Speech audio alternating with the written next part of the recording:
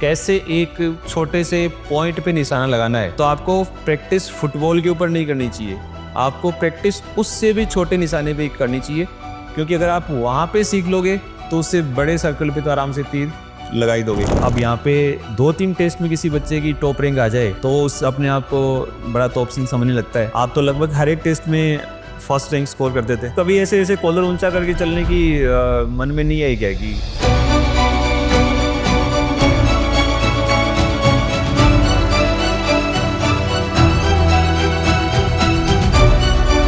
नमस्कार, मैं पीसीपी सीकर से डॉक्टर राकेश रोहिला और सक्सेसफुल बच्चों के इंटरव्यू की सीरीज में आज हम दो उन सक्सेस से मिलने जा रहे हैं जिन्होंने अपनी शानदार रैंक से एक ऐसा मुकाम हासिल किया है जो एक एवरेज बच्चे के लिए एक सपना रहता है। तो सबसे पहले अपन आज के गेस्ट से परिचय करवा देते हैं। तो मेरे पास साइड में बैठे हैं पंकज सिंह, जिन्होंने नीट 2025 में ऑल इंडिया 189th रैंक हासिल की है। पंकज ने ये उपलब्धि 12th क्लास के साथ ही हासिल की है। और उसके साथ में बैठे हैं पीयूष पीलवाल, जिन्होंने ऑल इंडिया रैंक 314 हासिल की है और इन्होंने भी ये सफलता 12th क्लास के साथ में हासिल की है। तो पंकज और पीयूष, आप दोनों को इस शानदार रैंक की बहुत बहुत बधाई। आपके परिवारजनों को, आपके गांव वालों को बहुत बहुत बधाई। डेफिनेटली एक स्टूडेंट जब एक अच्छी रैंक स्कोर करता है तो न सिर्फ उनके पेरेंट्स का नाम रोशन होता है बल्कि उस गांव, कस्बे, जिले का नाम भी रोशन होता है। पंकज सिंह के बारे में थोड़ा और मैं आपको बताना चाहूंगा। इनके पापा का नाम दिलीप सिंह है, मदर का नाम मीना देवी है और आप हरियाणा रेवाड़ी बावल के पास में खेड़ी डालू सिंह की ढाणी जो है वहां के रहने वाले हैं।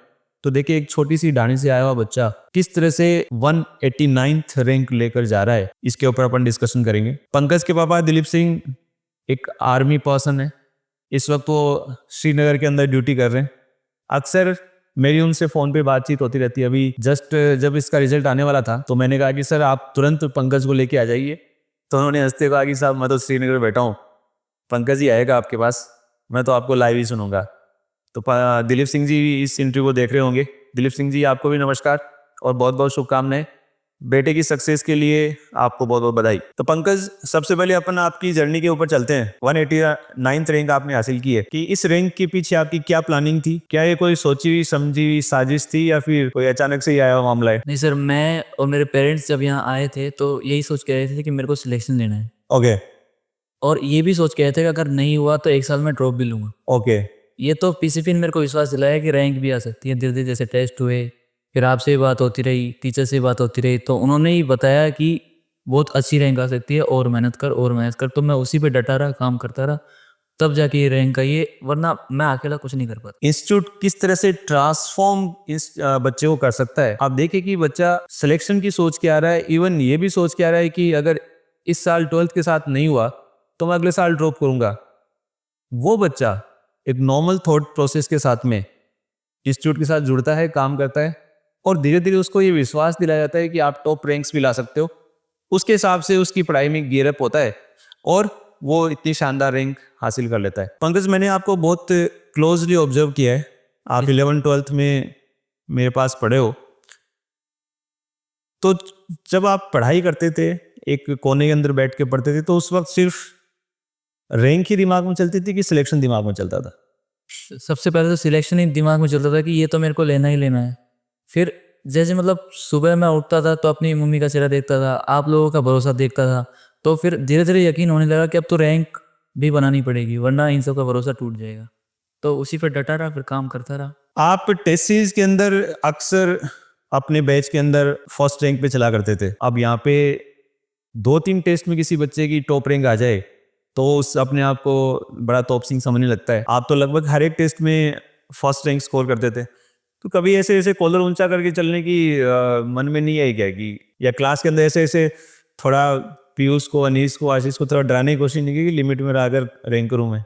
नहीं सर, मैं तो शुरुआत से ऐसा हूँ, मैं कभी ईगो दिखाता नहीं हूँ। बाकी कभी कभी होता था तो आप थे, आपने भी कभी कभी कहा है मेरे को। क्या क्या दर्शकों को बताएं कि क्या क्या क्या मॉनिटरिंग आपकी हुई है और क्या क्या चीजें आपको लगी है कि हाँ अब ट्रैक से थोड़ा हट रहे हैं तो मॉनिटरिंग हो गई, अब लाइन पे आ जाना चाहिए? मैं 11th में था, मैं, अनीस और आशीष, हम तीनों को एक रूम दिया गया था पर्सनली। बहुत बड़ी बात होती है ये एक कोचिंग के लिए, एक पर्सनल रूम देना, एक पर्सनल टीचर देना जो हम सबको मॉनिटर कर सकता है, जो हमारे डाउट्स क्लियर कर सकता है। तो मैं इस बात के लिए आभारी रहूँगा पूरी कोचिंग का। और हम तीनों साथ में पढ़ते थे, लेकिन तीनों बहुत अलग अलग बैठते थे ताकि आपस में डिस्कस ना हो पाए, सिर्फ ब्रेक में ही आपस में पढ़ाई के बाद डिस्कस हो सके। तो उस चीज़ का हमें बहुत फ़ायदा मिला। और हमें टेस्ट इतने कराए गए हैं कि पूछो ही मत, बेहिसाब टेस्ट कराए गए हैं, हर नंबर के, हर टाइप का क्वेश्चन हमने देखा हुआ है। ये जो पेपर आया था इसमें जितने सवाल थे उनमें से कई सवाल हमने देखे हुए हैं। तो इस बात से हम अंदाजा लगा सकते हैं कि अगर आसान पेपर आता तो उसमें से हमने सवाल देखे हुए होते, तो हर टाइप का हमने सवाल किया था। तो टेस्ट कराने का ये एक बहुत बड़ा फ़ायदा होता है। खूब सारे टेस्ट इन लोगों के हुए। और मैं अभी जब पंकज इंस्टीट्यूट के प्रति आभार जता रहा था तो इसकी आंखों में थोड़ी सी मैं नमी देख पा रहा था। जब आवाज़ दिल से आती है तो फिर वो एक्सप्रेशन के माध्यम से बयां होती है। और वास्तव में बच्चों ने इतनी गजब की मेहनत की कि हमें भी इनके साथ में और लगकर मेहनत करने का मन किया, और उसका रिजल्ट आप रैंक्स के माध्यम में देख रहे हैं। हम पीयूष तक पहुंचना चाहेंगे। अगला सवाल मेरा पीयूष से रहेगा। पीयूष के पापा जी शिवरतन सिंह जी, मदर सुनीता देवी जी हैं। आप बांदी कोई दौसा के रहने वाले हैं। आप पीयूष की शक्ल को देखिए, कितना भोला भाला सा बच्चा है, और यही बच्चा 5 साल बाद में गजब के केसेस को सुलझाएगा, तरह तरह की डिफरेंट गंभीर बीमारियों का इलाज करेगा। बहुत ही सॉफ्ट हार्टेड बच्चा, बहुत ही शांत रहने वाला बच्चा। हार्डली मैंने इसको 2 साल में कभी बोलते हुए सुना होगा। आज मेरा भी सौभाग्य रहेगा कि इसको मैं बोलते हुए सुनूंगा और इसका इंटरव्यू करने का मौका मुझे मिल रहा है। तो पीयूष, आप अपनी जर्नी के बारे में थोड़ा सा बताएं। 11th-12th किस तरह का आपका है? 10th अपनी इस गांव से ही पास करके आया हूँ। 11th आते ही मैं सीकर में पीसीपी से जुड़ा। 11th-12th से मैंने पीसीपी से ही फाउंडेशन किया और 12th के साथ ही मैंने सिलेक्शन लिया। तो ये जर्नी खूब खास रही मेरे साथ। आराम से मैं रोज सेल्फ स्टडी आया करता था, कोचिंग में ही पढ़ा करता था। डेली 7-8 आवर की सेल्फ स्टडी किया करता था। कोचिंग रेगुलर आया करता था, कभी छुट्टी नहीं मारी, और रेगुलर टेस्ट दिया। बच्चे टेस्ट देते थे तो मेरा अक्सर टेस्ट देते हुए राउंड होता था। उस वक्त मेरी और पीयूष की एक बिना बातचीत के बातचीत होती थी। जब ये टेस्ट देता था तो मैं कभी भी इसकी खराब रैंक आती थी तो मैं इसके पास में जहाँ पे ये पेपर लिख रहा होता वहाँ पे थोड़ा सा रुक जाता था, 10-15 सेकंड खड़ा रहता था। तो मेरे हिसाब से पीयूष आप समझ जाते होंगे कि सर क्या कहना चाह रहे हैं। सर मैं उस वक्त क्या फीलिंग आपके मन में आ रही थी? वो फीलिंग ऐसी थी कि मैं कोई क्वेश्चन करता रहता था और मुझे वो क्वेश्चन आता नहीं था, और रोहिला सर आके बगल में खड़े हो जाते थे। तो मैं कि ये क्वेश्चन नहीं आएगा सर, अभी डांट के जाएंगे। तो मैं पेज पलट लेता था, जो क्वेश्चन आता था वो करने लग जाता था, जिससे सर को ऐसा लगे कि हाँ ठीक पढ़ाई कर रहा है। तो स्मार्टनेस तो मतलब पहले से ही थी, सही कर रहा है। और उस चीज़ को मैंने भी पकड़ लिया था कि हाँ पेज पलट रहा है, इसका मतलब मामला गड़बड़ चल रहा है। तो ये कुछ एक्सप्रेशन से हुई बातचीत जिसको बोल के नहीं बताया जा सकता। तो पीयूष, आपने पीसीपी की जो टेस्ट सीरीज होती थी उसमें क्या स्कोर चलता था, और फिर उस स्कोर से आप क्या एनालिसिस करते थे और कैसे इस शानदार रैंक 314 तक पहुंचे? स्कोर मेरा लगभग 550-600 के लगभग चला करता था, और रैंक तो काफ़ी पीछे आती थी। तो मैं टेस्ट से ज़्यादा कुछ निराश हताश नहीं हुआ करता था। आराम से टेस्ट का एनालिसिस करता था।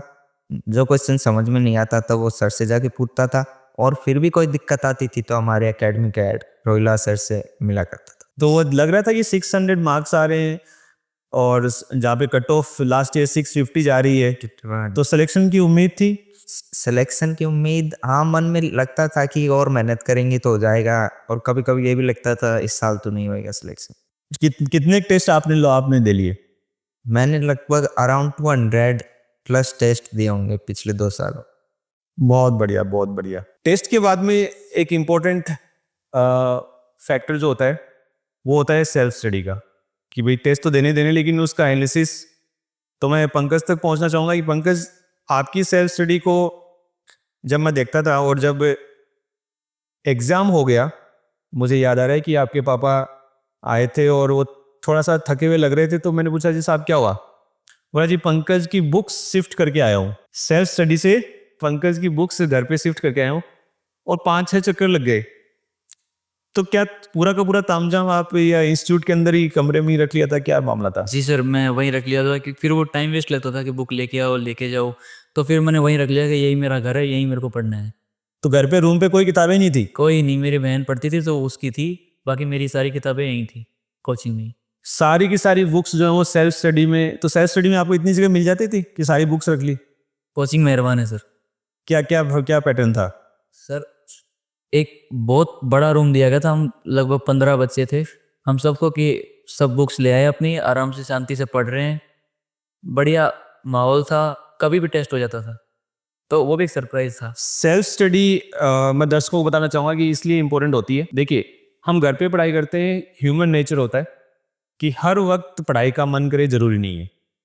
क्यों लाइब्रेरी हर एक यूनिवर्सिटी की, हर एक इंस्टीट्यूट की एक कह सकते हैं कि जान होती है, क्योंकि इन लाइब्रेरी के अंदर एक इन्वायरमेंट होता है। हम जब किसी इंस्टीट्यूट में जाके, सेल्फ स्टडी रूम में जाके या फिर लाइब्रेरी में जाके पढ़ाई करते हैं, तो वहाँ पे जो इन्वायरमेंट रहेगा, उस इन्वायरमेंट से ही अगर अपना पढ़ने का मन नहीं है तो भी वहाँ पे पढ़ने का मन हो जाएगा। इसलिए सेल्फ स्टडी रूम इंपॉर्टेंट होते हैं। सेल्फ स्टडी का पैटर्न हमारा ये रहता है कि एक बेंच के ऊपर एक बच्चा बैठेगा, जहाँ पे वो अपनी सारी बुक्स, सारे टेस्ट पेपर रख सकता है। और पंकज का जब मैं सीसीटीवी से या पर्सनली जब रूम में जाता था, पूरा का पूरा उसने कवर कर रखा था वो बेंच पे, यहाँ तक मतलब वहाँ पे किताबें गिन के नहीं थी, किताबें चिन कर दी कि हाँ 1 फुट 2 फुट तक किताबें आ गई। मैं बीच बीच में फ़ोन देखने लगा था। शुरुआत में मैं 10th में था तो बहुत फ़ोन देखता था। ओके, पढ़ाई से मेरा कोई रिश्ता नहीं था। मैं अच्छा। स्कूल गया, वापस आया, बैग रखा, अपने फ़ोन। बैग मेरा जैसे रखा है, सुबह वैसे ही उठा के ले जाता था। मैं बैग बिल्कुल- खोलते ही नहीं थे? नहीं, बिल्कुल ये नहीं कब था? खोलता। 10th क्लास में? 10th class. ओके, मैं 11th में आया तो थोड़ा समझा कि अपने भी सपने हैं, डॉक्टर बनना है। तो मैंने बिल्कुल, मेरी मम्मी कहती थी कि मेरे फ़ोन में ये ख़राब हो गया, ठीक कर दे। तो मैं बिल्कुल मना कर दिया, मेरे को फ़ोन हाथ नहीं लगाना। तो मेरे ऊपर कंट्रोल आ गया कि हाँ, मैं फ़ोन नहीं देख सकता। तो जैसे मैं 12th में आया तो मेरे समझ में आ गया कि हाँ, मेरे ऊपर कंट्रोल है कि अब मैं अगर चाहूँ कि मैं सिर्फ 10 मिनट फ़ोन देखना है तो मैं 11 मिनट नहीं लगाता था, सिर्फ 10 मिनट में कंट्रोल हो जाता था। तब मैं थोड़ा फ़ोन देखने लगा। जब ये मैं सोचा कि अब थोड़ा टाइम बच रहा है दोपहर का, तो मैं 1 घंटे फ़ोन देख लेता हूँ। बीच में जैसे जैसे मैं देखने लगा तो मेरी मम्मी आपके पास पहुंची कि वो फ़ोन देखता है, तो आपने मेरा सेल्फ स्टडी का टाइम बढ़ा दिया। दोपहर बिजी होने लगी मेरी, तो मैंने फ़ोन भी बंद कर दिया और फिर टेस्ट सीरीज शुरू हो गई अपनी। सेल्फ कंट्रोल और पेरेंट्स और टीचर की बातचीत। कैसे एक स्कूल से घर आने के बाद में बैग नहीं खोलने वाले बच्चे को 183 रैंक के साथ में एम्स के अंदर पहुंचा सकता है, 189 रैंक के साथ में एम्स में पहुंचा सकता है। तो देखिए, इसमें एक बच्चे ने बताया कि सेल्फ कंट्रोल, कि आपका खुद पे कंट्रोल होना चाहिए। 10 मिनट फ़ोन देखना है तो 10 मिनट ही देखना है। और कैसे पेरेंट्स और टीचर की बातचीत इंपॉर्टेंट है, क्योंकि मुझे एक वाक़या याद आता है, जब इनके पेरेंट्स ने मुझे आगे बताया कि सर ये सुबह शाम तो अच्छी पढ़ाई कर रहा है, लेकिन ये दोपहर को 1 घंटे फ़ोन देखता है। तब हमने इनका टाइम चेंज किया और इसको इतना ही टाइम मिला कि बस वो खाना खा के आ सके। इसीलिए सभी गार्जियन से भी रिक्वेस्ट रहेगी जो इस इंटरव्यू को देख रहे हैं, आपका बच्चा जहाँ भी पढ़ रहा है, वहाँ के फैकल्टी मेंबर, वहाँ के इंचार्जेस से आप कांटेक्ट में रहें।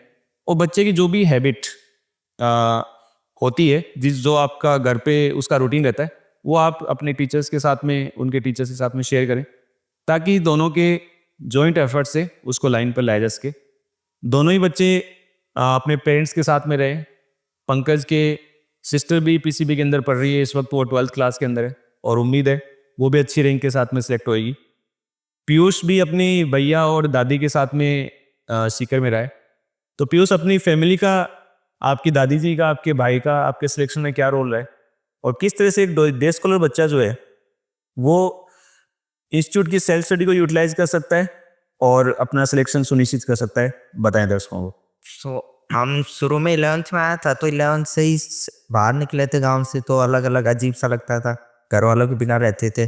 तो शुरू में आए तो दादी संभालती थी सब कुछ, घर की याद नहीं आती थी, दादी खाना बनाती थी, घर का जैसे खाना मिलता था, तो इसमें कोई दिक्कत नहीं आई। बड़े भैया ने बहुत सपोर्ट किया, वो सीनियर है तो वो बताता रहता था कि कैसे पढ़ना है, कैसे क्या करना है।